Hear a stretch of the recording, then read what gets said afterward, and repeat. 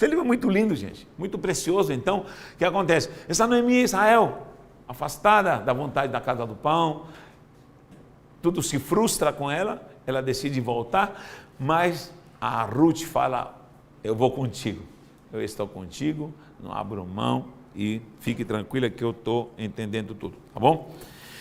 Boaz é o remidor, a palavra remir, o remidor, Goel, Gimel, Lamed, é Aleph, Goel.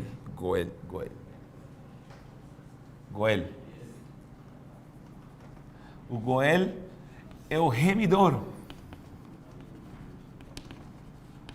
símbolo de Cristo. Cristo é o nosso remidor. Vou ler novamente aqui, Colossenses 1:12, olha que coisa maravilhosa, eu amo esse versículo, e todos os versículos que falam da remissão que há em Cristo Jesus. Há uma doutrina, chama-se doutrina da regeneração, doutrina da remissão. São doutrinas que às vezes são esquecidas, mas tem que ser pregada na igreja constantemente, porque a igreja tende a esquecer a sua identidade. E ele nos libertou, 1:13, Colossenses 1:13, nos libertou do império das trevas e nos transportou para o reino do seu Filho, do seu amor, no qual temos redenção e remissão dos pecados. Essa é a imagem do Deus invisível, o primogênito de toda a criação, pois nele foram criadas todas as coisas, todo o poder está nele. O que acontecia? O Boaz, ele era o que era poderoso, por quê? Porque dizia a lei que um parente rico tinha a obrigação de ser remidor. Não creia que somente o remidor era no caso de um casamento, de uma mulher jovem que teria que ser aceita. Mas um remidor era quando um parente estava passando dificuldades. Poderia-se fazer um apelo ao remidor. Quando alguém da família sofria uma catástrofe, deveria ser procurado o parente rico da família, o remidor.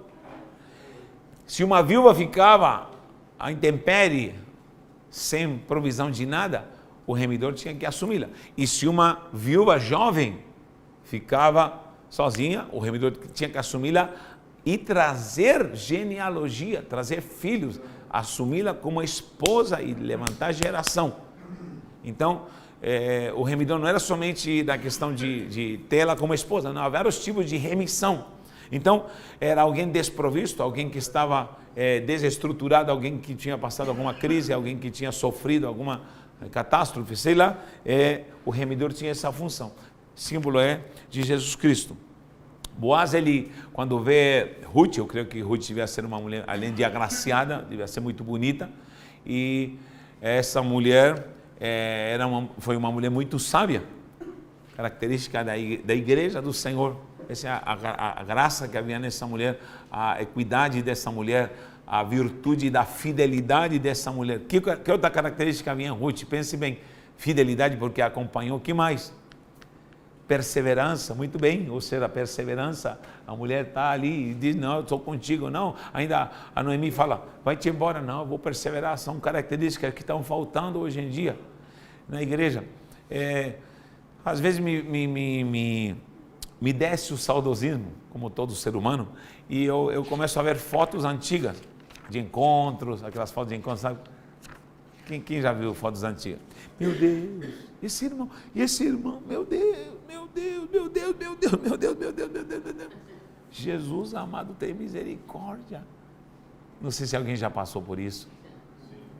Jesus.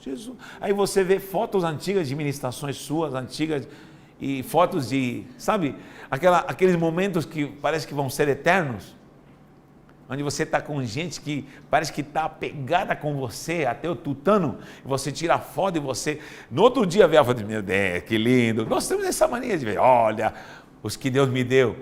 Só que passaram alguns aninhos, e você diz, meu Deus, não está mais, virou mulher, essa aqui virou homem. Gente, está assim mais ou menos o negócio. Esse aqui, Deus do livre, se suicidou, esse aqui se enforcou, esse aqui desandou. O que sobra? Fidelidade. A Ruth tem uma missão, está do lado da Noemi, não te largo, desceu o espírito do Eliseu nela. Eu vou contigo, não te largo, eu estou contigo e não te largo e não adianta. Essa é a conexão gloriosa que nós temos em Cristo Jesus. Então, Jesus, o próprio, ele falou, se estiver ligado em mim, vocês vão produzir, vão gerar. O Goer, ele tinha essa função, financeiramente, de sustentá-la. E o que acontece? Quem dá instruções para Ruth? A própria Noemi. O que Noemi fala? Tudo que me disseres para fazer, eu vou fazer. Eu vou seguir todas as instruções que a senhora me falar. E a Noemi, com uma experiência, falou assim, vai lá, primeiro, vai lá nas terras da colheita. Aí chegou no tempo de Shavuot, chegaram no tempo das primícias. Olha que coisa linda, chegaram na época da colheita. Meu pai, a primeira vez que veio para o Brasil foi no ano de 1986. Né? Tinha acabado de entrar, sair da ditadura para entrar para as diretas já. O que acontece? 86. Quando meu pai voltou do Brasil, ele levou literalmente uma mala, eu me lembro.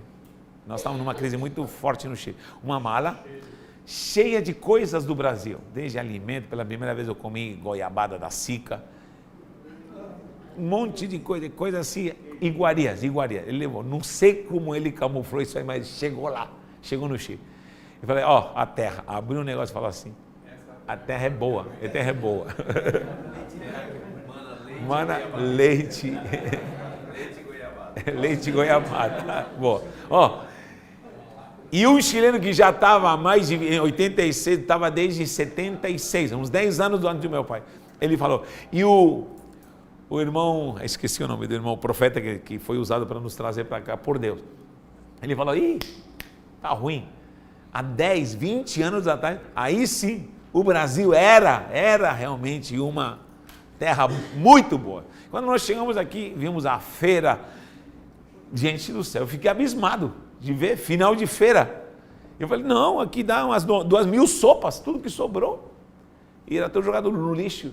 E, bom, no passar do tempo eu vejo como algumas coisas mudaram. Por quê? Porque talvez houve má gestão nesses últimos 16 anos, se perdeu muita coisa, umas crises que não devíamos ter entrado, mas mesmo assim, a terra continua muito boa. Agora imagine quem viveu um tempo mais atrás e via no tempo da prosperidade nesse São Paulo. Não sei se alguém viveu esse tempo. O tempo de promissão, o tempo... Querido, imagine chegar num tempo de promissão. Eles chegaram na terra de Israel, no tempo da colheita, na terra da abundância, estavam passando fome, o marido morre, os 2 filhos morrem. O juízo de Deus vem, a justiça de Deus os desaprova, ela volta e chegam na abundância. Chegam na prosperidade, chegam na glória, chegam na colheita, chegam em Shavuot, chegam na colheita das primícias. Todo mundo está nessa glória de estarem nessa unidade. A palavra kibbutz, que alguém já falou da palavra kibbutzim, o kibbutzim hoje se usa muito em Israel. Kibbutz é unidade para colher. Hoje há muitos kibbutz em Israel, eles trabalham com essa virtude de se unirem para colher. Então, além de ser uma festa de colher, é uma festa de muita amizade, onde quem tem trator, outro tem boi, ele te empresta o trator, você me empresta o boi, o outro lá, eu tenho foice, você, há uma troca, porque todo mundo coopera, você me ajuda a colher o meu, depois eu te ajudo com o teu. Então, a irmandade, Israel se abre para as nações. Fora isso, todo mundo que é prosélito sobe em Shavuot, para poder entregar e louvar a Deus. É um tempo de gratidão. Meu irmão, quando há gente grata, uma pessoa grata com dinheiro e prosperidade é uma bomba no reino. Quem dá glória a Deus por isso? Hein? Eu profetizo em nome de Jesus. Amém. Milhares de gratos com prosperidade no seu ministério, na sua vida. Agora, ingrato com dinheiro, vai para o inferno. Agora, pessoa grata com dinheiro, é ou não é? Grato, estou grato. É ou não é? Uma pessoa grata. Primeiro, devoção a Deus. Eu sou grato ao Senhor. Por que você está fazendo isso? Porque eu sou grato ao Senhor. Sou grato ao Senhor. Que bênção. Alguém grato. O Senhor me abençoou. Que lindo ter alguém que diga, eu quero honrar porque o Senhor me abençoou e você me abençoou. E você me abençoou. Uma vez uma pessoa me deu um presente muito lindo. Não vou entrar em detalhes dos presentes, mas muito valioso. Eu falei, por que isso? Ela falou assim, porque no momento mais terrível da minha vida você esteve do meu lado. E agora que Deus me prosperou, quero te abençoar. Eu falei, então manda, glória a Deus. Gratidão. Recebo em nome de Jesus. Então, o tempo que eles chegaram foi o tempo de gratidão. Todo mundo colhendo, todo mundo tendo abundância, todo mundo levando os frutos para apresentar em Shavuot, que era Pentecoste, celebrado depois da Páscoa, todo mundo cortando cevada. E o que acontece? O propósito da colheita era para compartilhar com as nações.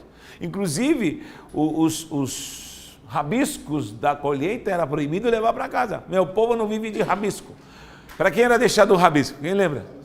Os pobres, os estrangeiros, as viúvas, deixem para lá. Querido, isso aqui era abundância. Era abundância, rabisco. Meu pai, a primeira vez que fui, pela misericórdia e a graça de Deus, digo isso, foi para Nova York. O convidado para pregar, um amigo dele, ele pagou o passeio e levou para onde? Para Nova York, olha que loucura. Em 1983, lembro como se fosse hoje, nós passando prova e o Matuto é levado para Nova York para pregar. E pregou e ficou lá pregando quase que um mês ficou pregando lá. Ele ligou e falou assim, ganhei carro, só que não posso trazer. Na época ganhei um Toyota lá, ganhei um piano de cauda, não tenho como trazer. Ganhei imóveis.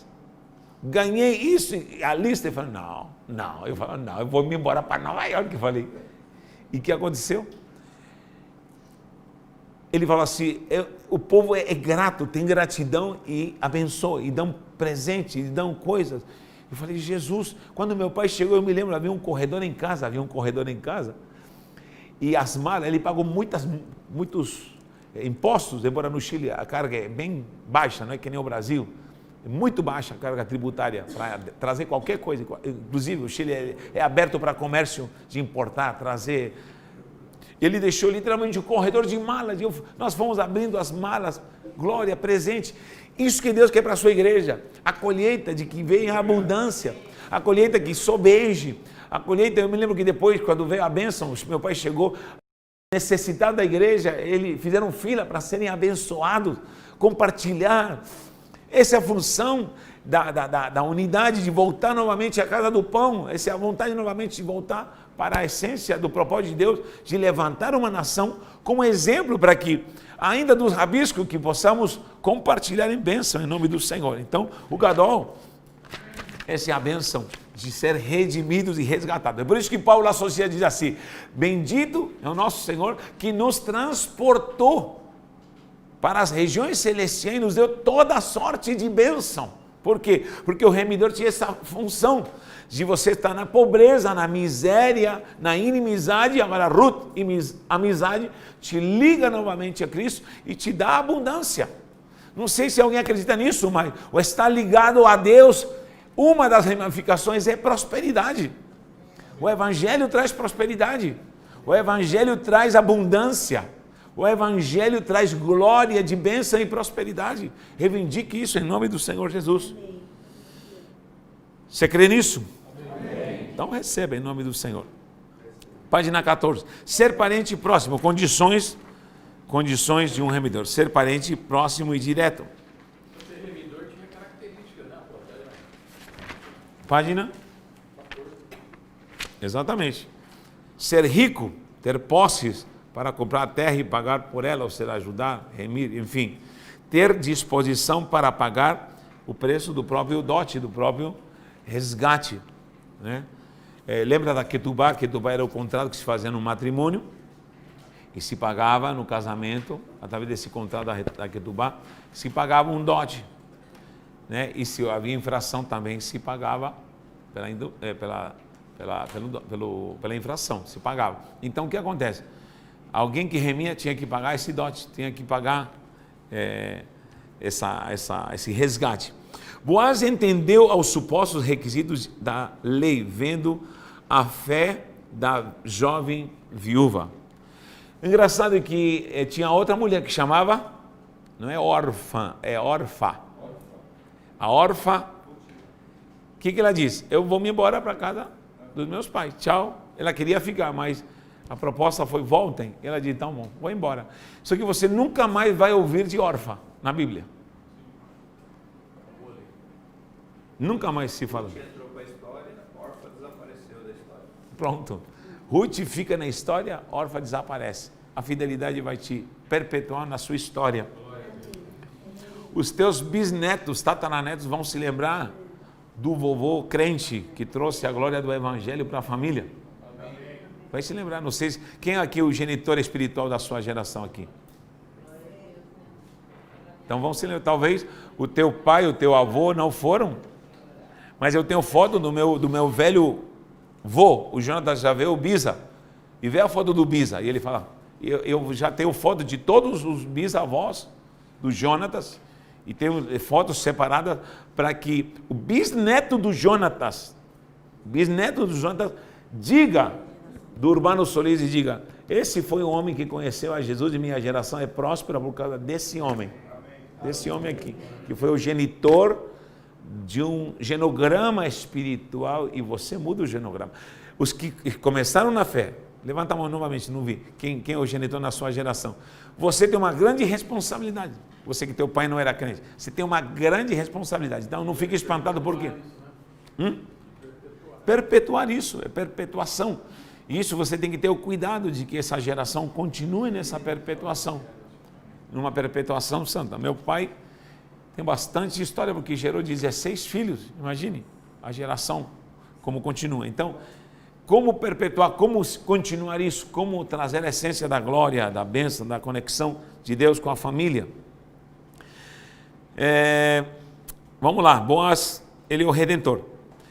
E desse modo vemos Noemi como símbolo do tipo Israel, como já falei, que quase perdeu a sua herança, sendo recuperada e tendo a oportunidade de desfrutar bênção espiritual.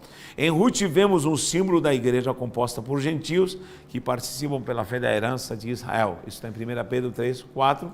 E por fim Boaz, que representa simbolicamente a Jesus Cristo, o resgatador e remidor, que tomou parente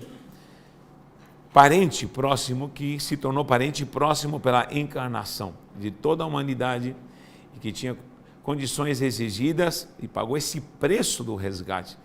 Esse resgate, esse preço, esse dote foi pago na cruz do Calvário, pela remissão dos nossos pecados. O esboço desse livro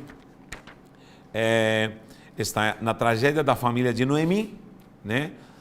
As adversidades da própria Noemi, tipificando Israel, que sai da presença de Deus, o triste retorno para Yehudá.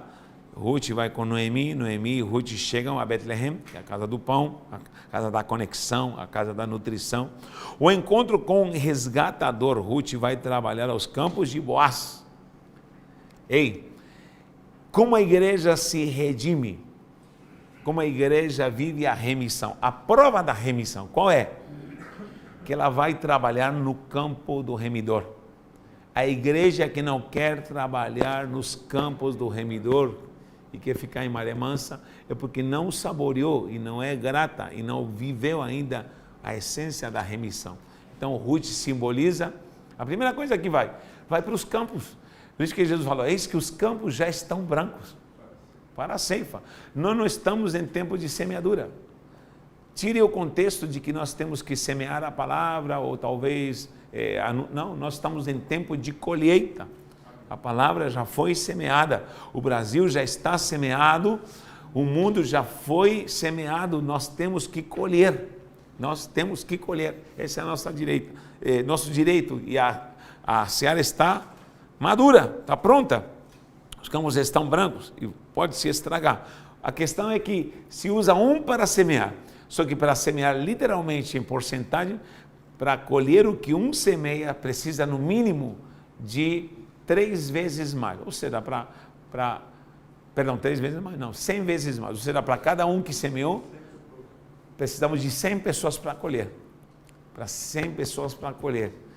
Tudo que você já semeou, uma geração de no mínimo 100 pessoas para colher o que Deus vai gerar, vai produzir. Porque é fácil jogar trigo. Meu avô era semeador de trigo, meu avô era plantador de vinha, meu avô por parte de mãe, um homem muito sábio, cristão. Inclusive ele também abriu a porta do evangelho lá no Chile, e minha mãe com 6 anos aceitou a Jesus como Salvador, quando o avô deu naquela fazenda dele, deixou entrar os cristãos. E diz que era tão fácil semear, jogar trigo, lógico, arar a terra, modo de falar, perante a demanda de colher.